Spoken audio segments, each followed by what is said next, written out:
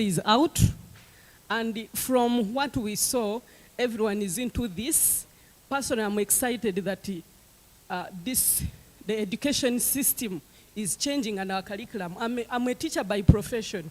I taught geography of the Tennessee Valley, the British Columbia. I learned and taught up to now. They are so useless to me. Now this is the real thing that we should have started right from our independence. Now I beg that the Uganda government deliberately get funding direct to these institutions so that, because if donors must demand that these institutions write proposals, they may not be able to compete. At the deliberate funding must be injected but managed effectively. Thank you. Thank you very much. Let me allow the good doctor to give us his views, and we conclude this.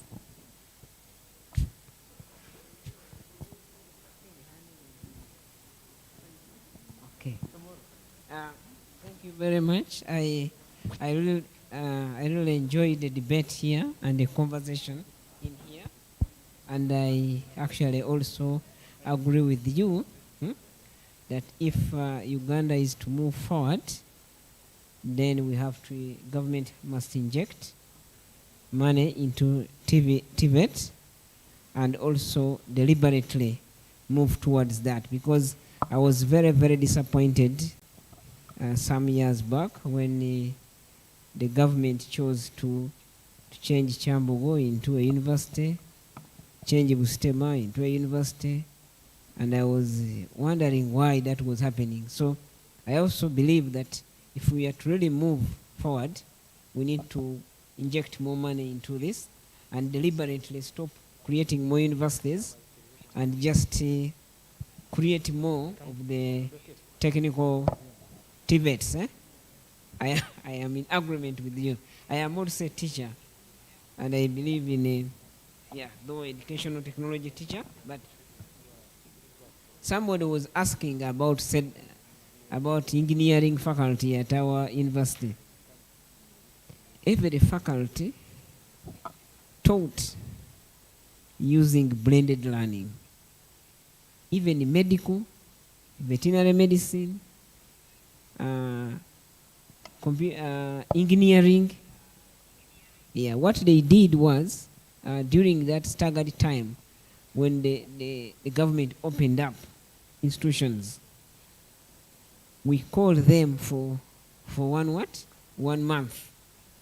And that 1 month was to try to go into the technical things that they would not have done when they are not there.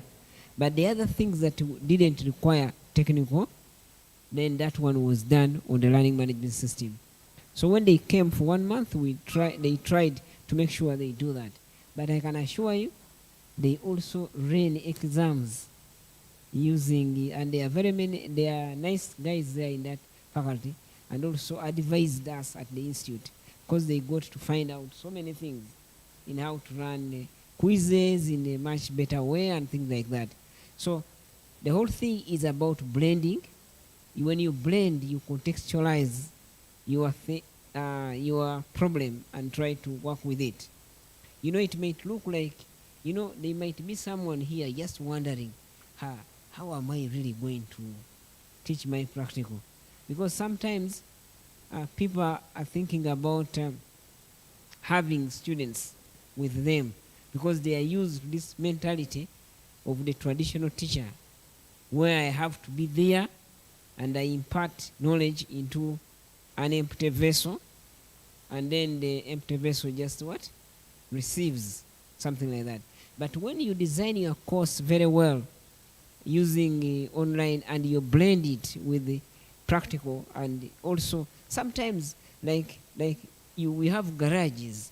If you're teaching mechanical engineering, you can even attach people in these garages where they are, and give them problems, tasks to go there, and they will come and share even within the online platforms, and then you can tell as a teacher whether there was something that's happening. And if this is continuous, You know, in the beginning, if you make it at a terminal point, exams, you understand, people will definitely go and cheat. But when they know that the training process has been incorporated in the whole ecosystem, there are activities that are happening all the time throughout the learning, where they go to the technical places and be able to do things. But the other thing is that, which I said at the end there, we don't expect that this whole thing, technology is going to rapidly change things. We need to be very patient and keep working within it. But the only hope I can assure you is that technology has made wonders everywhere. You understand? It's only you who has not done it. And I can assure you, I can assure you, if you remain there, you are in problems. Let me tell you something, which I don't usually want to say, because someone may say, if we were to, I don't want to say that we have to, I don't want to be like I hope somebody doesn't take it badly. But currently, the system we have in Uganda, UNEB will not be going on, because there are some kids who study in very difficult points, but they also do UNEB. And for us, we have this majority people who are middle class guys pushing our kids through nicer systems. And then we run UNEB and go on. But when it comes to technology, you want technology to be everywhere. You understand? Why do you do that? There's a way we can contextualize this technology thing, and we move on, and people will be able to adopt and get on board. For us, some people who were, a student was striking for running an exam quiz before COVID came. They came to me and they said, now you see, Godfrey, we don't want exams online. We don't want a quiz, because the teacher had given them a quiz. That student is my best friend. He comes to me and told me, Godfrey, just forgive us, we didn't know, because now we have been able to successfully run exams. And now we have seen it's possible, and everyone is going there, and for them, they had an advantage because the teacher had already introduced them to that environment.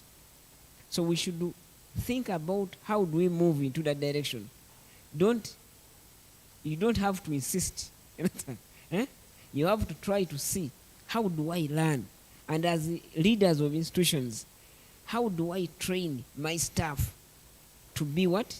To be ready for this new thing that is coming, so that we don't have to lose out. Because if we had money, I know private institutions, if you were running seamlessly, I know you might have been affected because the UNEB was not running. But if we ran just seamlessly, and you have exams, you are going on very well, you would continue earning your money. But now if another thing like COVID comes, you want us to remain there and wait until when things become better. For us, we were asking professors in Makerere, our university is the biggest university in the country, and even in other regions. Then we asked them, do you want us, human beings with brains, to sit down and wait for the ecosystem of this pandemic to end before students come back? That one we couldn't accept. That's not acceptable. We rather do things. There are some errors that will happen, but you move along. Because now there are students who are supposed to be now finishing their courses in Tvet, and they're supposed to be joining, maybe they have assured scholarships. You have held them. You have just held them and they can't move anymore. And you have killed their career. And you can't be comfortable there saying that we can't do it, because you think when we go to technology, I am not very familiar with it, I might lose my job. That can't work. Okay. You have heard it from the good professor. Thank you very much, Dr. Godfrey, for sharing with us in simple terms, in human terms, practical solutions how he did it step by step. And I believe all of us are now ready to start on this work. Allow me to end it here. I would have asked one of you to give a vote of thanks, but allow me to stop here. We shall do the niceties tomorrow. Let us come in very early tomorrow because we also have a very packed day. If we can keep time, then we shall end early. So thank you very much for being a great audience. Thank you very much for your commitment. I wish you a great night.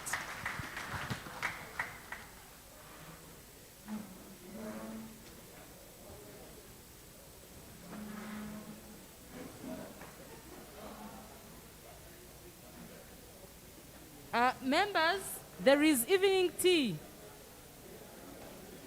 There is evening tea. Please don't leave it for us. You know, Kampala can be tricky, so take some tea so that you don't feel hungry in the jam. Thank you.